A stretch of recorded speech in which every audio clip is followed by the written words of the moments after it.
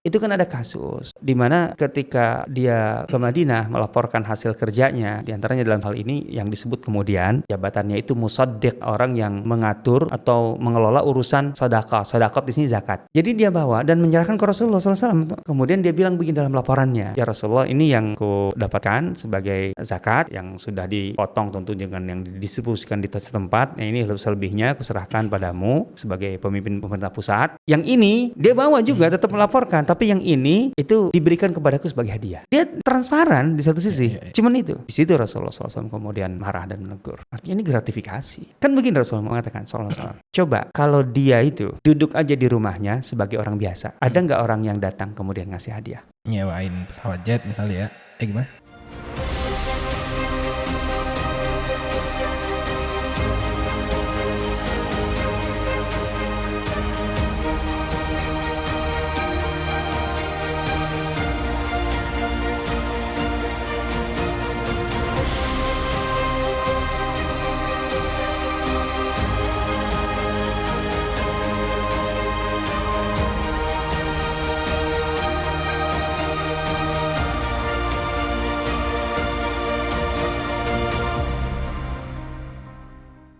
Assalamualaikum warahmatullahi wabarakatuh. Alhamdulillah wassalatu wassalamu ala Rasulillah wa ala alihi wa ashabihi wa mawalah wa ba'd. Masih di channel yang sama, Sirah TV, yang menyajikan kajian seputar sirah nabawiyah dan sejarah peradaban Islam. Dan kembali kita akan belajar kali ini dengan format yang agaknya lebih sederhana karena merespon beberapa pertanyaan yang masuk dari teman-teman baik lewat media sosial maupun di tayangan-tayangan YouTube yang teman-teman bisa akses di channel ini. Dan tentunya bersama guru kita ada Ustadz Asep Sobari LC di sini. Assalamualaikum Ustadz. Assalamualaikum warahmatullahi wabarakatuh. Semoga selalu kabar baik Ustadz ya. Alhamdulillah. Baik insyaallah. Iya, karena ini juga ada banyak pertanyaan yang harus antum respon Ustadz. Seperti biasa Ustadz, di pekan kelima ya, kita meluangkan waktu untuk menjawab beberapa pertanyaan yang masuk. Tentu tidak semuanya ya teman-teman, tapi beberapa pertanyaan yang dalam durasi 30 menit ke depan mudah-mudahan bisa dijawab. Mudah-mudahan sebanyak-banyaknya karena ada berapa nih, ratusan mungkin ya. Tapi saya pilih beberapa saja yang paling relate dengan topik-topik yang pernah kita bahas. Insyaallah ya. Oke, lanjut ya. Langsung ke pertanyaan maksud kami. Misalnya saya coba bacakan pertanyaan dari ini Zat. Dari RM Daldi. Ini dari Instagram story. Semisal perpustakaan Baitul Hikmah tidak musnah sampai sekarang, apakah akan menjamin keilmuan Islam akan lebih baik dari yang kita rasakan saat ini? Bismillah. Assalamualaikum warahmatullahi wabarakatuh. Ini pertanyaan atau redaksi pertanyaannya cukup sulit menurut saya. Begini. Tentu saja kalau kita bicara tentang perkembangan, kemudian kemajuan keilmuan gitu, kan tidak bisa patokannya hanya keberadaan dalam arti bertahannya perpustakaan kan. Oh, berarti perlu disinggung sedikit Zat. Ini Baitul Hikmah itu apa? Perpustakaan. Yang hilangnya tuh kenapa? Karena ini Baitul Hikmah yang di Baghdad atau yang di Andalus? Oh, ada dua. Enggak, ya namanya Baitul Hikmah itu yang terkenal kan di Baghdad. Ada Darul Hikmah itu yang terkenal di Andalus gitu ya. Nah, dua-duanya perpustakaan. Ya, yang paling utama, unit utamanya itu perpustakaan. Itu sebenarnya kompleks sih. Kompleks kalau bahasa kita sekarang mungkin kompleks terpadu riset gitu lah atau penelitian gitu. Bahkan ada labnya juga istilahnya ada dan seterusnya lah. Nah, kompleks terpadu itu. Tapi tentu saja yang paling utama di situ adalah perpustakaan karena memang itu fasilitas utamanya gitu loh. Nah, sekarang kalau kita kaitkan dengan kemajuan keilmuan gitu. Keberadaan perpustakaan itu kan salah satu faktor gitu ya, walaupun faktor penting gitu untuk menunjang terciptanya iklim riset yang bagus dan seterusnya dan kemudian mengembangkan gitu. Tapi sekedar ada itu kan nggak bisa kemudian otomatis menggaransi keilmuan itu berkembang. Jadi harus ada unsur-unsur lain, harus ada budaya riset yang kuat dan seterusnya. Nah, artinya ini kan terkait dengan kehancuran atau penghancuran perpustakaan Baitul Hikmah gitu ya. Memang dihancurkan Ustaz ya? Emang dia dianjurkan lah. Apa efek apa? Invasi? Invasi kan Mongol kan. Kalau yang di Baghdad kan, ya jangankan Baitul Hikmah gitu loh. Kota Baghdad itu porak-poranda. Ibnu Battuta itu 70 tahun setelah hancurnya Baghdad, kurang lebih mampir ke Baghdad kan. Itu masih mencium bau katakanlah amisnya itu dan sebagainya, itu masih ada gitu, masih tercium gitu. Artinya masih berantakan gitu loh. Artinya memang diluluh lantakan gitu lah, apalagi Baitul Hikmah yang merupakan bagian pusat gitu loh, ring satunya ibu kota kan, itu pasti mengalami pengerusakan yang sangat luar biasa dahsyat. Nah sekali lagi ini kan berarti kan fase akhir kan, artinya di tahun 600-an sekian Hijriah gitu, 650-an. Nah Baitul Hikmah itu jauh sebelum penghancuran Baghdad oleh Hulagu Khan, itu sudah tidak lagi betul-betul berfungsi seperti di masa keemasannya, di zaman mulai dari Al-Mansur sampai Harun, kemudian Al-Amin gitu, kemudian Al-Ma'mun dan beberapa khalifah setelahnya. Artinya tidak lagi sama gitu loh. Ya karena banyak hal, karena ya anggarannya, perhatian khalifahnya terhadap unsur keilmuan itu tidak sama, merosot cenderungnya setelah itu. Padahal itu masih di tahun 200-an kan, dari mulai 100 sekian sampai tahun 200-an. Artinya jaraknya berdekatan gitu aja sudah. Iya, dalam jarak 100 tahun aja sudah ada pergeseran kalau kita bicara itu. Ya walaupun masih ada fungsi itu, cuman tidak sama gitu kualitasnya. Nah, ini kita bicara kan seandainya tidak dihancurkan. Ini kan sudah abad ke-7 sebenarnya. Sebenarnya di abad ke-7, abad ke-6 bahkan gitu. Itu udah Baitul Hikmah tidak lagi perannya sebesar sebelumnya, udah jauh lah dia menurun itu. Jadi tidak, keberadaannya aja udah tidak menjamin, apalagi gitu loh. Kalau sekedar masalahnya tidak dihancurkan gitu. Masih ada kegiatannya aja sudah tidak seperti sebelumnya gitu loh. Jadi ya nggak ada, kalau pertanyaannya garansi ya nggak ada lah kan gitu. Apalagi ini case-nya kan Baitul Hikmah kan. Ya ketika Baitul Hikmah meredup, katakanlah gitu, di tempat lain ya ada gitu loh. Artinya di kota-kota lain, di Farghana itu ada observatorium, kemudian di berbagai. Artinya Baitul Hikmah juga bukan satu-satunya ruang ilmu. Betul gitu loh. Jadi kalau masalahnya Baitul Hikmah, ya pertama tidak ada garansi jelas gitu. Dan kedua, Baitul Hikmah memang sebelum itu pun sudah meredup perannya gitu loh. Aktivitas keilmuannya juga enggak seperti dulu, tidak melahirkan penemuan-penemuan seperti dulu, seperti sebelumnya. Ya terutama di akhir abad kedua dan abad ketiga gitu ya. Jadi seperti itu gambarannya. Kebayang lah ya kayak perpus di kita sekarang nih, perpustakaan nasional dan sebagainya itu yang bangunannya mewah dan ada kan ada mewah iya. tapi kalah sama coffee shop di sebelahnya. Oh bisa ramenya. Nah itu masalah budayanya kan budaya ilmunya masalahnya kan, kualitas literasinya, budaya ilmunya, hanya eksistensi perpustakaan. Betul gitulah. Oke, itu tadi dari Mas Ramhaldi ya. Berikutnya Ustaz. Aduh, ini dibacain gak ya? Kenapa agak-agak gitu? Adakah di masa Rasul penguasa tamak dan suka jadikan anggota keluarga jadi pejabat? Maksudnya penguasa di sini penguasa nomor 1 gitu? Kan kalau di masa Rasulullah tentu saja. Ya Rasulullah penguasanya. Penguasa dalam arti nomor 1-nya gitu loh.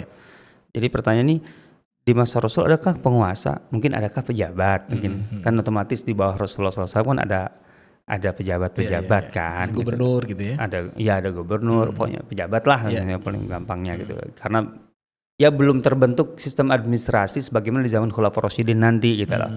Walaupun kalau bahasa sekarang mendekatinya ya gubernur lah gitu. Contohnya Attab bin Asid itu kan diangkat menjadi, ya bahasa kita enaknya, gubernur Mekah setelah Fatu Mekah gitu ya. Attab bin Asid itu bin Al-As atau bin Abil As. Nah itu wali kotanya anak atau keluarganya nggak, San? Apanya? Atap ngangkat wali kotanya. Enggak lah, sendirian cukup untuk ngurus Mekah. Emang Mekah segede apa kan gitu. Nah, maksudnya apakah di zaman Rasulullah SAW ada pejabat yang dari apa? Tamak pertama dan suka menjadikan anggota keluarga jadi pejabat. Di zaman Rasulullah SAW tidak ada struktur yang terlalu kompleks gitu ya. Jadi tadi setelah diangkat Atta bin Asid itu kemudian tidak ada pejabat bawahan yang gimana-gimana karena memang relatif masih terjangkau, kemudian jumlah penduduk juga belum terlalu banyak gitu. Ya cukup satu orang gitu loh. Jadi nggak perlu ngangkat-ngangkat lagi yang lain-lain gitu. Di satu sisi itu di zaman Rasulullah kita bicara kan. Yeah. Pertanyaannya kan gitu. Nah, tapi kalau apakah ada yang tamak dalam arti ada kasus penyalahgunaan gitu ya? Ya ada saja. Walaupun tentu tidak artinya kalau dibandingkan dengan sekarang ibarat kata jauh lah nggak bisa dianggap persis gitu bentuk penyelewengan. Contohnya gitu, kan ada satu pejabat daerah. Kalau untuk pejabat daerah diantaranya kriterianya gitu, karena itu masa-masa awal gitu ya, kan lebih ke ditonjolkan efektivitas. Jadi di suatu daerah contohnya baru masuk Islam, terutama kalau kita baca daerah di zaman Rasulullah SAW itu kan tahun 9, tahun 10, artinya setelah Fatu Mekah. Karena sebelum Fatu Mekah ya secara umum kaum muslimin ada di Madinah dan sekitarnya gitu, karena kecil gitu lah. Dan itu langsung diurus oleh Rasulullah SAW. Tapi begitu tahun 9, tahun 10 mulai banyak kabilah-kabilah yang masuk Islam. Nah itu kan berarti ada satu fenomena yang cukup perubahan yang cukup drastis gitu ya. Dari yang tadinya mereka musyrik secara umum, kemudian dalam satu waktu yang berdekatan lah, gitu yang berdekatan, mereka berbondong-bondong masuk Islam. Idza jaa nasrullahi wal fath wa ra'aitan nasa yadkhuluna fi dinillahi afwaja. Nah, Al-Qur'an mengangkat itu. Dan kau melihat manusia berbondong-bondong memeluk Islam. Nah, otomatis kan itu membutuhkan langkah-langkah yang sangat cepat gitu loh. Nah, diantaranya untuk menjaga efektivitas gitu. Di lingkungan yang baru masuk Islam itu yang diangkat oleh Rasulullah SAW adalah orang yang berasal dari situ supaya cepat gitu loh. Nah, ya otomatis juga baru masuk Islam kan sebenarnya. Iya. Ya gitu loh. Nah, ada diantaranya yang diangkat seperti itu karena ya dia kan membawa masa lalu juga gitu loh, ya belum sepenuhnya tersibugah lah katakanlah gitu. Itu kan ada kasus di mana ketika dia ke Madinah melaporkan hasil kerjanya, diantaranya dalam hal ini yang disebut kemudian jabatannya itu musaddiq, artinya orang yang mengatur atau mengelola urusan sedekah. Sedekah di sini zakat ya, zakat kan bagian dari sedekah, sedekah wajib zakat itu. Innamas shadaqatu lil fuqara. Nah, jadi dia bawa dan menyerahkan ke Rasulullah SAW, otomatis kan ya. Nah, kemudian dia bilang begini dalam laporannya, ya Rasulullah, ini yang ku dapatkan sebagai zakat gitu ya, artinya yang sudah dipotong tentu dengan yang didistribusikan di tempat. Nah, ini selebihnya aku serahkan padamu sebagai pemimpin pemerintah pusat ke pusat. Yang ini gitu loh, dia bawa juga tetap melaporkan, tapi yang ini itu diberikan kepadaku sebagai hadiah. Hada dia li. Kalau ini hadiah, yang ini. Dia transparan di satu sisi, transparan. Cuman itu. Di situ Rasulullah SAW kemudian marah dan menegur. Artinya ini gratifikasi. Kan begini Rasulullah mengatakan SAW.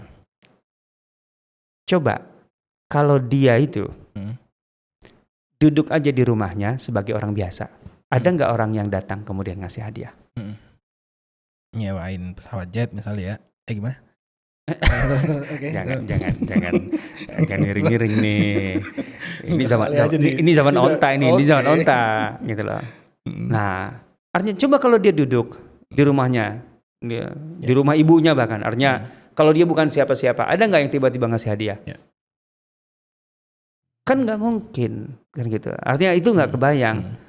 Dia itu kan Jadi hadiah itu diterima karena dia sebagai kan gitu loh. Nah, ini gratifikasi kalau bahasa kita sekarang kan. ya. Nah gitu. Artinya karena manfaat jabatan. Itu ditegur sama Rasulullah. Yes. Iya betul. Padahal itu jelas-jelas hadiah. Nah itu. Jadi kalaupun ada, kalau ini kan sekali lagi pertanyaannya di zaman Rasulullah kan. Gitu. Kalau zaman Rasulullah paling segitu gitu loh. Kalau yang diangkat sebagai pejabat tuh ada kekeliruan di sini gitu. Nah, yang bisa dikatakan sebagai pelanggaran lah gitu loh. Tapi kalau pertanyaan apakah ada yang rakus kemudian ya di zaman Rasulullah saya nggak nemukan gitu yang digambarkan seperti itu. Baik, semoga terjawab ya. Ini admin Masjidku Darussalam. Berikutnya masih seputar pemerintahan, ada maut mengenai pertanyaannya adalah mengenai pengelolaan tanah milik negara mulai zamannya Sayyidina Umar seperti yang dijelaskan itu dikelolanya bagaimana dan negara menunjuk siapa saat. Sementara tentara muslimin saat itu kan fokus untuk futuhat. Saya koreksi istilahnya dulu ya. Tanah milik negara. Itu memang barangkali untuk memudahkan memahami fenomena itu gitu ya. Fenomena sawad. Dengan pendekatan hari ini. Iya, tapi sebenarnya hakikatnya bukan tanah milik negara. Jadi? Sekarang contohnya itu kan otomatis akan menjadi bagian dari Baitul Mal kan. Otomatis artinya yang kalau diterjemahkan lagi-lagi adalah bagian dari kekayaan negara kan. Baitul Mal itu kan kas negara jadinya. Tapi dalam istilah Islam yang disebut Baitul Mal itu kan Baitu Malil Muslimin. Pemiliknya itu bukan negara. Pemiliknya itu ya orang. Yaitu kaum muslimin. Tapi artinya gini, dalam Islam itu ada kepemilikan pribadi. Gitu loh, privat. Ya, sebagaimana kita punya kendaraan, kita punya tanah, kita atas nama kita kan. Nah, di luar itu milik siapa? Milik bersama. Milik bersama. Bukan negara. Bukan dalam negara. Secara Islam substansi tidak pernah ada. Enggak ada. Negara milik gimana? Gitu konsepnya. Negara memiliki gimana? Sementara kepemilikan itu terkait dengan tasarruf. Emang negara bisa ngapain barangnya? Nah gitu loh. Maka itu milik bersama. Dikelola negara.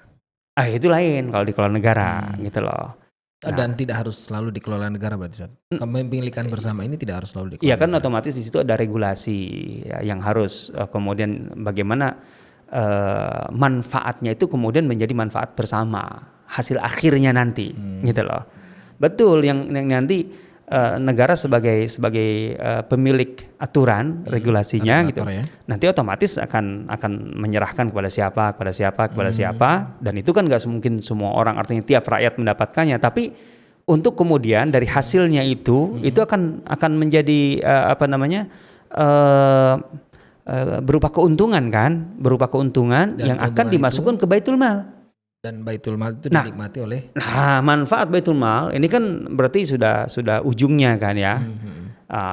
Nanti end usernya itu adalah umat gitu loh, untuk kepentingan umat, kepentingan bersama. Itu intinya. Gitu loh. Konsepnya begitu. Jadi saya harus jelaskan dulu gitu loh. Jadi tanah milik negara. Enggak secara konsepnya enggak begitu, bukan tanah milik negara gitu. Tanah milik bersama umat Islam kan gitu. Afrid lahu min baiti malil muslimin, istilahnya gitu. Berikan dia jatah tunjangan dari Baitul Mal milik kaum muslimin. Ya, milik bersama kan gitu. Makanya kenapa ada kasus apalagi di masa sulit gitu loh, Umar tidak memotong tangan orang yang mencuri salah satu kekayaan Baitul Mal gitu loh. Karena rakyat itu punya hak. Gitu loh. Karena yang dicuri ini iya barang, artinya kan contohnya ada unta atau domba milik Baitul Mal contohnya gitu. Nah, itu kan tidak bisa kemudian diterapkan hukum mencuri karena gimana orang mencuri yang kemudian Punya itu sendiri. adalah bagian ada haknya di situ. Iya. Kan gitu konsepnya gitu loh. Oke. Nah oke, itu masalah istilah. Sekarang masalah teknis tadi kan. Ya. Nah siapa yang mengelola kemudian? Nah yang mengelola itu ya banyak, termasuk saya katakan termasuk Ormas juga nggak? Kan itu punya negara. kok tendensius sekali sekarang ini. Aduh. Yang update aja. Ustaz. Termasuk penduduk non muslim ahlu dhimma. Ikut mengelola. Ustaz. Oh iya dong. Dan termasuk keuntungannya buat dia juga. Oh jelas. Karena sifatnya itu bagi hasil. Hmm. Jadi dulu mereka kan pemiliknya. Ya. Oh oke. Kan awalnya kan sebelum perang. Kalah perang menjadi milik kaum muslimin. Kan gitu.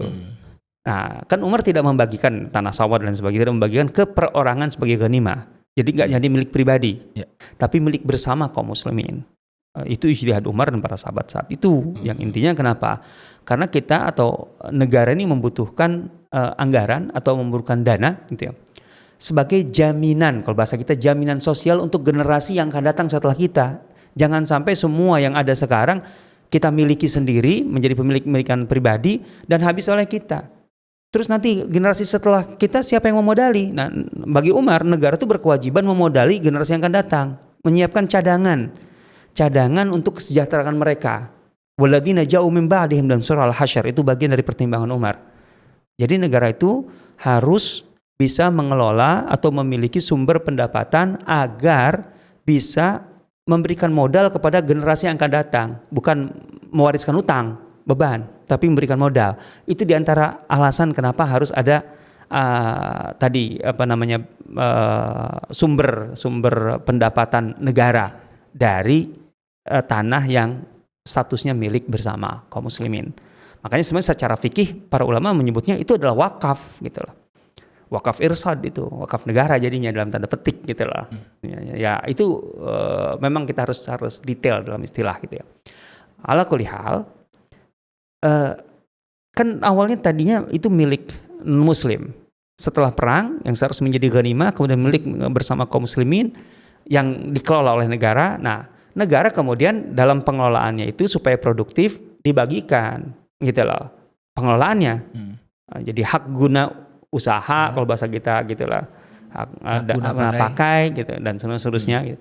Agar kemudian tetap produktif, melahirkan hasil. Nah nanti yang mengurusnya gitu ya, yang mengelolanya orang per orang itu akan mendapatkan bagian. Bahkan dia istilahnya hanya menyerahkan setiap jaribah sekian dari hasil itu.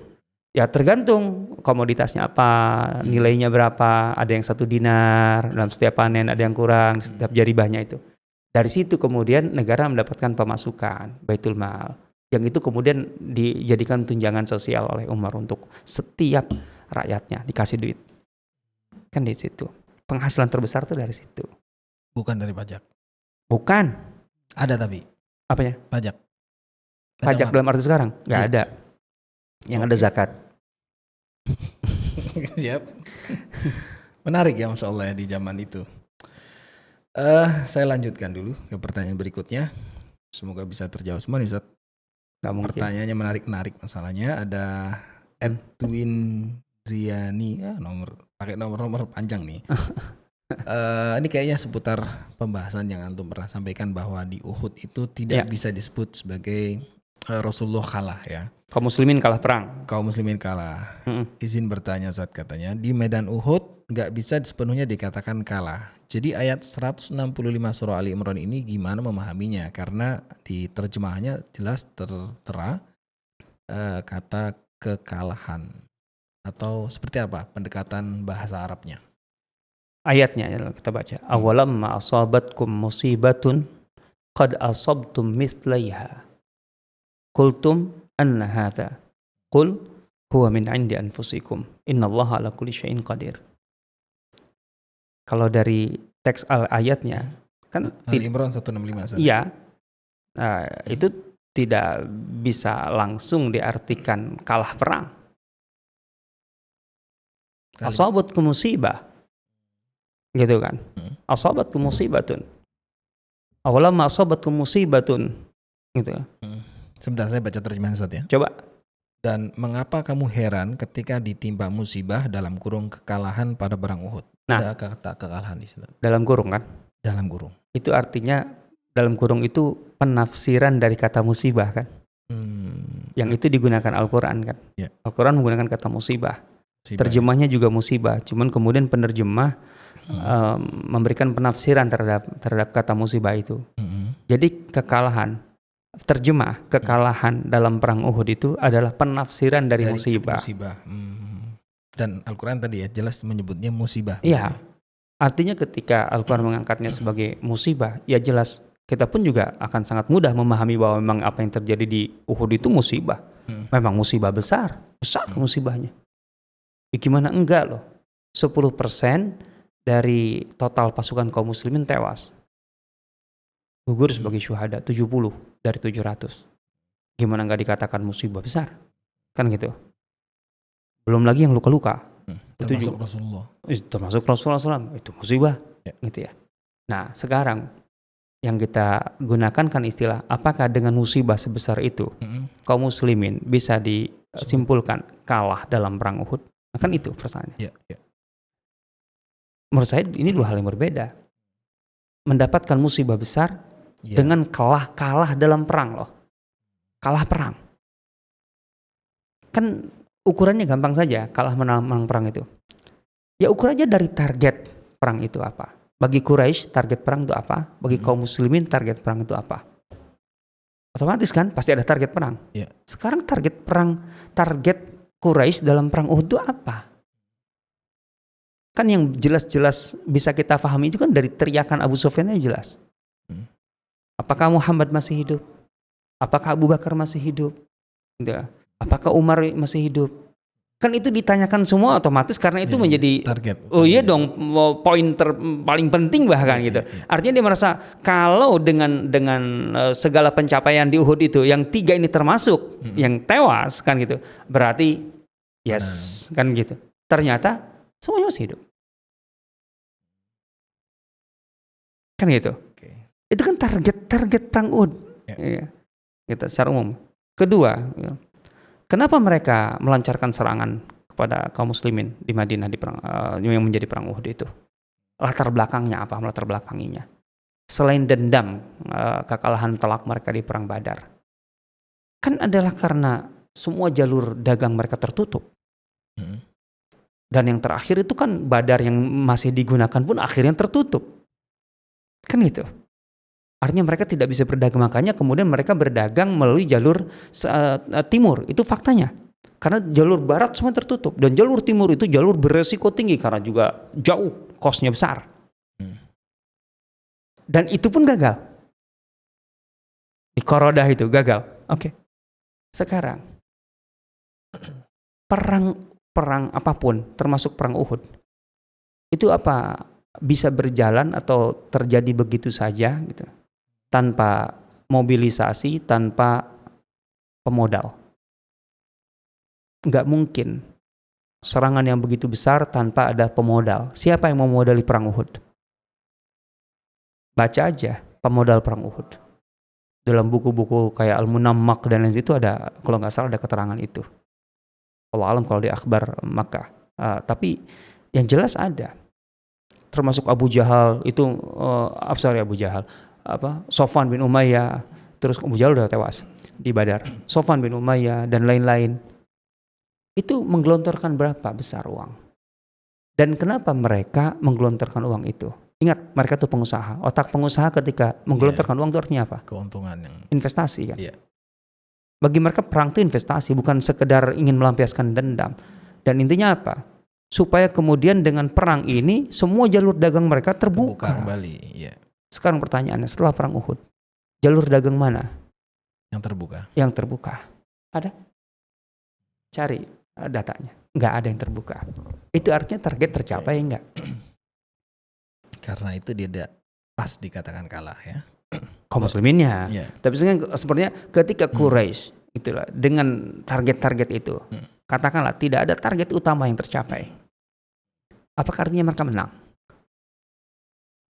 Iya kan? Apakah artinya mereka menang? Betul, mereka berhasil menewaskan 70 orang.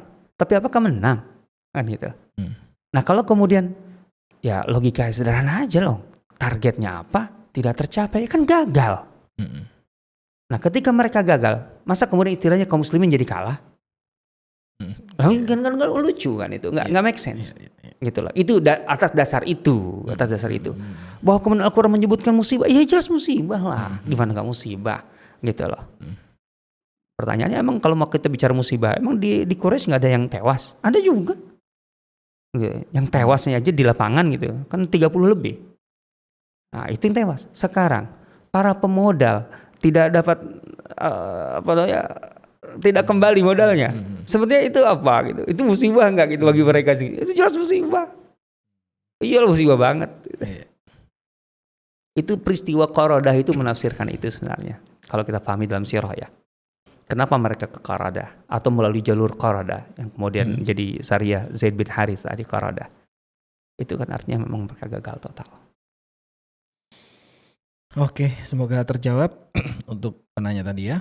Ada pertanyaan berikutnya, ini terkait dengan materi podcast edisi Salah Kaprah Mahar Mewah untuk Bunda Khadijah nih. Apakah pamannya Abu Lahab ikut menopang pernikahan Nabi? Paman Rasulullah SAW maksudnya? Iya, karena Abu Lahab juga sangat menyayangi Nabi sebelum diangkat sebagai Nabi.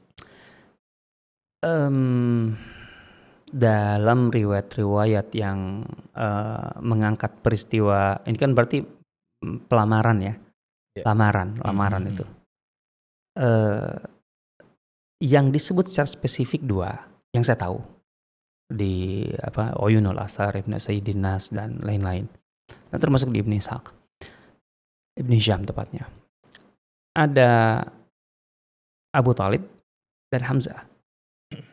Itu yang secara spesifik disebut. Tapi juga ada pernyataan a'mam. A'mam itu artinya paman-pamannya. Tapi tidak disebut secara definitif siapa selain yang dua ini. Artinya ya wallahualam. Artinya kemungkinan ya jelas ada di situ. Karena memang juga belum ada permasalahan apa-apa antara Rasulullah SAW dengan Abu Lahab di fase ini. Di usia Rasulullah SAW 25 tahun belum jadi nabi kan. Gitu. Bahkan di fase dakwah, mulai dakwah pun ketika masih dakwah terbatas, itu kan juga belum ada masalah. Masalah itu dimulai ketika Rasulullah SAW mengumpulkan paman-pamannya sebelum membuka dakwahnya kepada publik, gitu kan. Di situ baru Abu Lahab tampil. Udahlah, jangan neko-neko istilahnya. Gak usah mengubah caramu. Kayak kemarin aja, kan ada adem-ayem aja kan. Kalau engkau ubah tuh nanti siapa yang engkau akan menyeret kami sebagai keluargamu karena fanatisme jahiliyah kan. Untuk berhadapan dengan semua orang dan mana sanggup kan gitu. Yang masuk akal aja kan gitu. Nah, kan itu baru di situ. Yang jelas dalam riwayat itu yang saya dapatkan secara definitif disebut adalah Abu Talib dan Hamzah.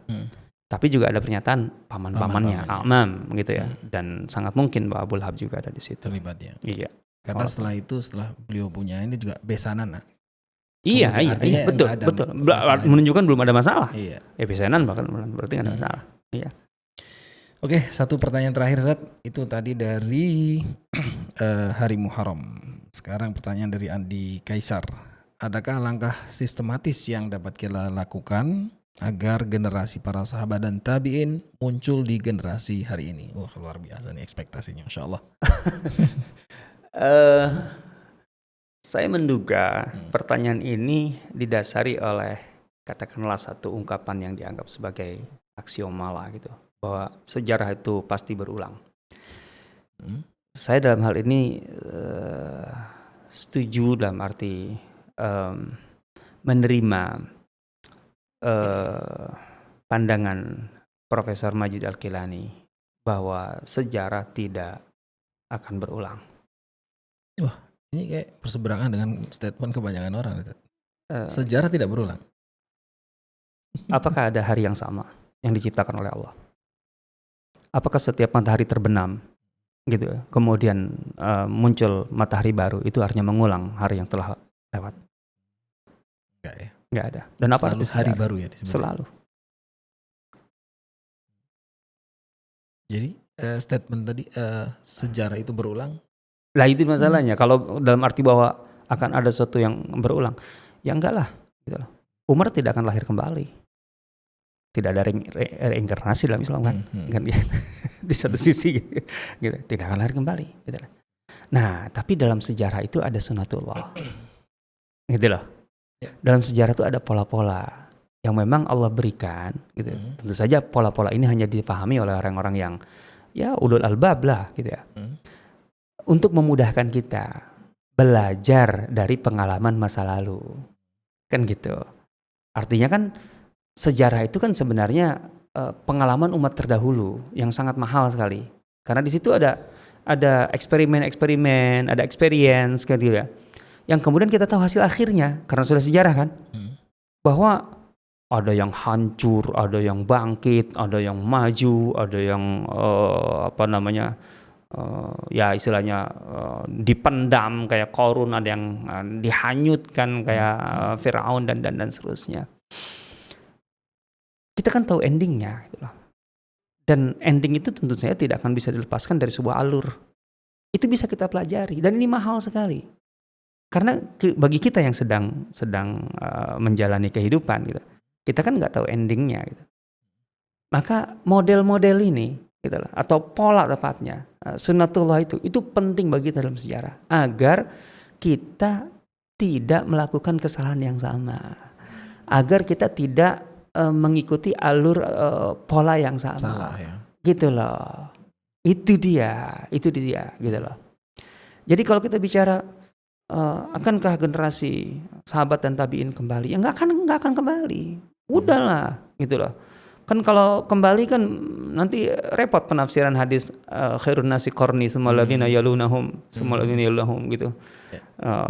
Generasi terbaik adalah generasi yang hidup bersama aku. Kan sudah tilka ummatun qad khalat kan gitu. Itu mereka sudah berlalu gitu. Tapi ada pola di situ. Kenapa para sahabat dari yang modal awalnya adalah jahiliyah semua, sahabat kan otomatis kemudian begitu mereka terpapar dengan nur cahaya Al-Quran, kemudian mereka bisa berubah menjadi manusia-manusia yang berkualitas luar biasa gitu. Nah, di sini ada pola pendidikannya, ada pola interaksi dengan Al-Quran, kemudian bagaimana kemudian mereka menjadi manusia baru, berbeda dengan masa lalu. Lah ini yang kita pelajari, dan ini yang kita ambil gitu. Itu dia, itu nanti untuk kemudian menjadi pelajaran, menginspirasi, mendorong, dan kemudian menjadi teladan kita, kan gitu loh. Gitu loh. Dengan pola itu kita bisa melakukan perubahan-perubahan dalam arti positif gitu sebagaimana yang dilakukan oleh generasi ini gitu, intinya begitu. Tapi ya nggak akan ada Umar kedua, nggak akan duplikatnya, nggak ada, udah. Karena gitu. Islam tidak mengenal reinkarnasi, Ustaz ya. Oke. Baik, Ustaz, nampaknya cukup ya karena dibatasi durasi. Jazakumullah khair ilmu-ilmunya, masya Allah, kita jadi punya banyak tambahan ilmu dari pertanyaan teman-teman, dan mohon maaf kalau ada banyak malahan nih beberapa pertanyaan yang belum bisa kami bacakan. Silakan teman-teman bisa tulis di kolom komentar. Mudah-mudahan di next episode di pekan kelima kita bisa kembali hadirkan Q&A untuk merespon semua pertanyaan dari kawan-kawan tentang keresahannya seputar sirah nabawiyah ataupun sejarah peradaban Islam. Dan kita akan jumpa di episode berikutnya. Subhanakallah bihamdika asyhadu an la ilaha illa anta astaghfiruka wa atubu ilaik. Assalamualaikum warahmatullahi wabarakatuh. Waalaikumsalam warahmatullahi wabarakatuh. Para penonton yang budiman, terima kasih telah menyimak sajian dari Sirah TV.